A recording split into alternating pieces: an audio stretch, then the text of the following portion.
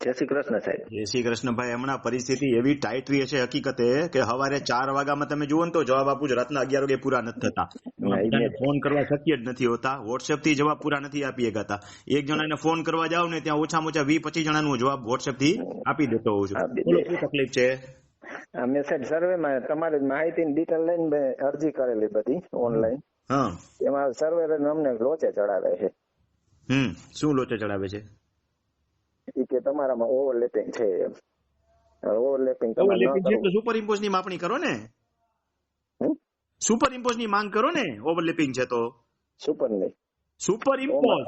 તમે યાર તાલીમ કેમ્પના વિડીયો બરાબર સાંભળો ને સમજો, અને એકવાર હજી તાલીમ કેમ્પમાં આવો. સુપર ઇમ્પોઝ ની માંગણી કરો એટલે ઓવરલેપિંગ હશે તો ખબર પડી જશે ખરેખર ઓવરલેપિંગ છે કે નહીં એમ. છે સુપર ઇમ્પોઝ. Super impose. હા, અને અમે પ્રાઇવેટ માપણી કરાવેલી છે ને સાહેબ, તો એમાં નથી બતાવતું પાછું. પ્રાઇવેટ ને મારો ગોલી ક્યાંય માન્ય રહેવાનું નથી. હા હા, જે કઈ માન્ય રહેશે સરકારી માપણી જ રહેશે. પણ આને હકીકતમાં છે ને પૈસા જોઈએ, બીજું કઈ નથી એના જેવું છે. સુપર ઇમ્પોઝ ની માંગ કરો ને. હા ભલે, વાંધો કઈ નહીં. થોડું ઘણું પ્રેક્ટિકલ થવાનું થતું હોય થોડુંક થઈ જાજો, બીજું શું હોય. હા, ના એમ તો આપણે એને છૂટ આપી હતી 5-10-15 હજાર કીધું ને, તો મેં કીધું વાંધો નહીં. કેટલી માંગણી કરી? એને કહી છેલ્લે 35,000 ની. સારું. મને કે તમે કેન્સલ કરો ને તો હું કેન્સલ નહીં કરતો. ઘણી બધી વસ્તુઓને મેં આ વખતે સ્પેશિયલ પેલું શું કહેવાય શિયાળુ સત્ર જે છે એમાં શૂટિંગ માટે સરકારને મૂક્યું છે, પણ હવે સરકારના બહેરાકાન ધ્યાને લઈએ તો ને. મેં ઘણી બધી એવી ડિમાન્ડ કીધી છે કે ભાઈ માપણીની અંદર બાજુવાળાની પરમિશન લેવા જવાની જરૂરનો ક્લોઝ છે એ કાઢો. માપણી છે, તમે કબજો નો છોડાવો તો કઈ નહીં. માપણી વખતે બાજુવાળાની જમીનમાં એને પરમિશન લેવાની શું જરૂર છે? બીજા નંબરમાં મેં એ સરકારમાં લખ્યું છે અને વિડીયો પણ મૂક્યો છે કે ભાઈ માપણી વખતે ખૂંટ નાખો ને, કોઈ ખૂંટ તો નાખી જ નથી જતા. હવે ખેડૂતને બિચારાને ક્યાંથી માપની ખબર પડશે કેટલું દબાય છે? આપણામાં એવું જ કરી ગયા, ખૂટ તો નાખી નથી દીધા નહીં બધે.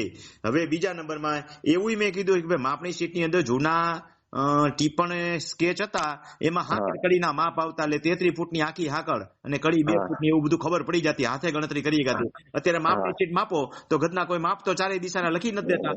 સેન્ટીમીટર લખે 1 સેન્ટીમીટર પર 20 મીટર. હવે પટ્ટી રાખો તો 20 મીટર નો ફેર પડે. 1 સેન્ટીમીટર તો ક્યાં માપ જાય, કેટલા ગુટા થાય? આવા ઘણા સૂચન મેં સરકારમાં મૂક્યા છે. 2% માપફેરનો નિયમ કીધું હવે કાઢો, 5% ઘર જોડનો નિયમ હવે કાઢો. પણ હવે સરકારના બહેરાકાને વાત સંભળાય તો હારી, કોઈ ધારાસભ્ય રજૂઆત કરે તો હારું. મેં તો ધારાસભ્ય મારે વિડીયો મૂક્યો છે. ખેડૂતોની યાતના ઓછી થાય. હા, એવી યાતના ઓછી થાય એટલે મૂક્યું છે. સુપર ઇમ્પોઝ જે ખેડૂત માગે ત્યારે કરી દો ને, હું કામ નથી કરી દેતા? Super impose. હા, સુપર ઇમ્પોઝ ની માંગ કરો. હા, તો અમને હે ને કોઈ ને કોઈ બાને એને પૈસા જોઈએ હલવાડવા માટે. ખેલ પૈસાનો ચાલે છે રેવન્યુ ની અંદર. અને ઓછા ખર્ચે કરે અને એડવાન્સમાં હાલે ને તો પૈસા ઓછા ખર્ચવા પડે. બાકી ટાંગણે માણસ હાલે એટલે પૈસા પાણીની ઘોડે વેરવા પડે, એવી પરિસ્થિતિ ખરાબ થઈ ગઈ છે.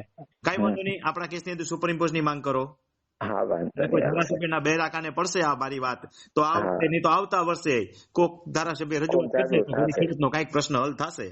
કોક જાગૃત થશે તો એમ નહીં સાહેબ, આ એ લોકો એની રીતે અરજી ઓલી અપલોડ કરી શકે એની માપણી ખોટી છે? ના કઈ નો કરીએ કે તમે એને ના પાડી દેવાની, લેખિતમાં વાંધા અરજી મૂકી દેવાની. હા, લેખિતમાં વાંધા અરજી આપને મંજૂર ન હોય તો લેખિતમાં વાંધા અરજી મૂકી દેવાની. અને કેજીપી દુરસ્તી એમનેમ ન થાય. તમે જ્યાં સુધી હિસ્સા માપણી ન કરો ત્યાં સુધી કેજીપી દુરસ્તી ન થાય. હા, બોલો કઈ પૂછવું છે હજી? ના, બસ ઘણો સંતોષકારક જવાબ મળી ગયો. ભાઈ. હા.